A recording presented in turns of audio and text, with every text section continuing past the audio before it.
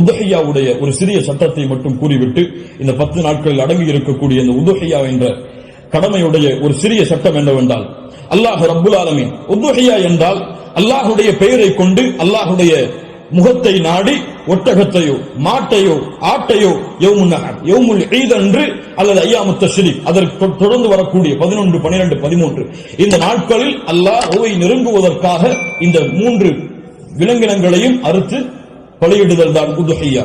அல்லாஹ் ரப்புல் ஆலமீன் கூறுகிறான், இன்னா அத்தய்னாக அல் கௌசர். அல்லாஹ் ரப்புல் ஆலமீன் நபியே கௌசர் என்ற தடாகத்தை உமக்கு வழங்குகிறான். அதனால் ஃபஸல்லி லிரப்பிக வன்ஹர், அல்லாஹ்வை தொழு, அல்லாஹ்விற்கு அறுத்து பலியிடுங்கள். வன்ஹர் வஸ்ப, அல்லாஹ்விற்கு அறுத்து பலியிடுங்கள் என்று அல்லாஹ் ரப்புல் ஆலமீன் கட்டளையிடுகிறான். இந்த உதுஹியாவுடைய விஷயத்தில் உலமாக்கள் மத்தியிலே கருத்து வேறுபாடு இருக்கிறது. சில உலமாக்கள் சொல்கிறார்கள் உதுஹியா என்பது வாஜிப், அதை விட்டால் பாவம். உதுஹியா வாஜிப், அது விட்டால் பாவம். ஆனால் ஜும்ஹூர் அஹ்லுல் இல்ம் உலமாக்களுடைய ஒட்டுமொத்த கூட்டத்துடைய கருத்து என்னவென்றால், பெரும்பான்மையான உலமாக்களுடைய கூட்டத்துடைய கருத்து என்னவென்றால், உதுஹியா சுன்னah, விட்டால் மக்ரூஹ், விட்டால் வெறுக்கத்தக்கது. அல்லாஹ்வுடைய தூதர் தங்களுடைய இறுதி 10 ஆண்டுகளில் ஒருபோதும் உதுஹியாவை தாங்கள் கரத்தால் அறுப்பதை விடவில்லை. இது சுன்னah, ஆனால் விட்டால் பெரும்பாவம் கிடையாது, வெறுக்கத்தக்கது.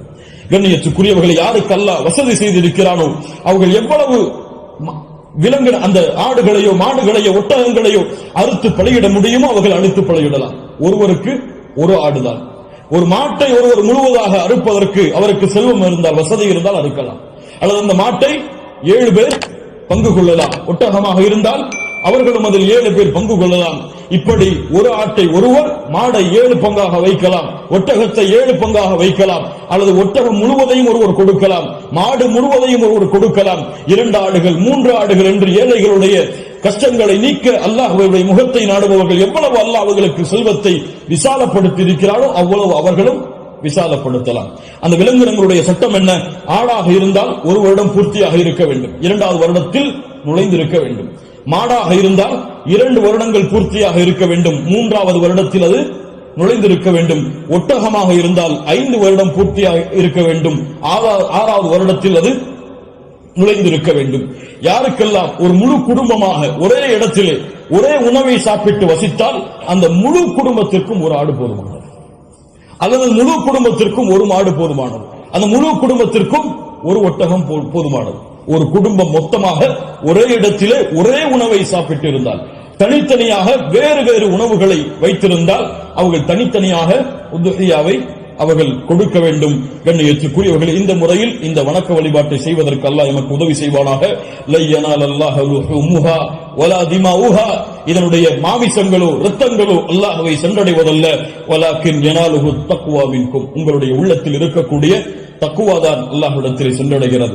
கண்ணியத்துக்குரியவர்கள், நபி இப்ராஹிம் அலைஹிஸ்ஸலாம், இஸ்மாயில் அலைஹிஸ்ஸலாம் அவருடைய தியாகத்தை நினைவு கூறும் பொருட்டு இப்ராஹிம் அலைஹிஸ்ஸலாம் தன்னுடைய மகனை அல்லாஹ் அறுக்க கட்டளையிட்ட போது, நான் அறுக்க தயாராகிறேன் என்று இப்ராஹிம் அலைஹிஸ்ஸலாம் அல்லாஹ்விற்காக தன்னுடைய அல்லாஹ்வுடைய கட்டளையை ஏற்க துணிந்ததை போன்று, யா அல்லாஹ் நீ கூறினால் எதையும் செய்வதற்கு நான் தயார் என்ற தன்மையை வெளிப்படுத்துவதற்கு தான் இந்த யௌமுன் நஹர் யௌமுல் ஈதுடைய தினத்தில் ஆடுகளையோ மாடுகளையோ ஒட்டகங்களையோ அறுக்கக்கூடிய கட்டளை அல்லாஹ் கொடுத்திருக்கிறார்.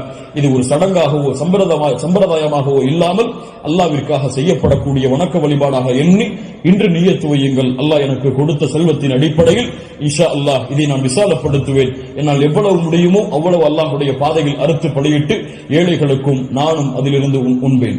கண்ணியத்துக்குரியவர்களை, சிறந்தது என்னவென்றால் நாம் வாழக்கூடிய இடங்களில் அறுத்து பலியிடுதல் தான் சிறந்தது. நாம் வாழாத ஊர்களில் அறுத்து பலியிடுதல் சிறந்தது கிடையாது, உலமாக்களுடைய குர்ஆன் சுன்னாவுடைய ஆதாரங்களின் அடிப்படையில். அதனால் நாம் அறுத்து முழுவதுமாக நாம எடுத்துக் கொள்ளலாம், அல்லது ஏழைகளுக்கு முழுவதுமாக கொடுக்கலாம், உறவினர்களுக்கு முழுவதுமாக கொடுக்கலாம். இதில் ஹதீஸ் அடிப்படையில் தெளிவான ஆதாரங்கள் எவ்வளவு பங்குகளை வைக்க வேண்டும் என்பதற்கு கிடையாது. ஆனால் 3 பங்காக வைத்து கொடுக்கப்பட வேண்டும் என்பது ஹதீஸ் கலையிலே ஹதீஸிலிருந்து இஜ்திஹாத் அதை ஆய்வு செய்து முடிவெடுத்த உலமாக்கள் இப்னு கையிம் போன்றவர்கள் 3 பங்காக அதை வைத்து பங்கிட வேண்டும் என்று விளக்கம் சொல்கிறார்கள். இன்ஷா அல்லாஹ் அதுவும் சிறந்ததுதான். ஒரு பங்கு எமக்கு, இன்னொரு பங்கு உறவினர்களுக்கு, இன்னொரு பங்கு ஏழைகளுக்கும் கொடுத்து உதவலாம், அல்லது பங்குகள் முழுவதுமாக ஏழைகளுக்கும் கொடுக்கலாம். அதிலிருந்து நாம் அல்லாஹ் ரப்புல் ஆலமீன் இன்னும் விளக்கங்கள் உங்களுக்கு தேவை இருந்தால் உலமாக்களை அணுகி அதை கேட்டுக்கொள்ளுங்கள். அல்லாஹ்வுடைய பொருத்தத்தை பெறக்கூடிய நன்மக்களாக அல்லாஹ் ரப்புல் ஆலமீன் என்னையும் உங்களையும் ஆக்கி அருள் புரிவானாக. அஸ்ஸலாமு அலைக்கும் வரஹ்மத்துல்லாஹி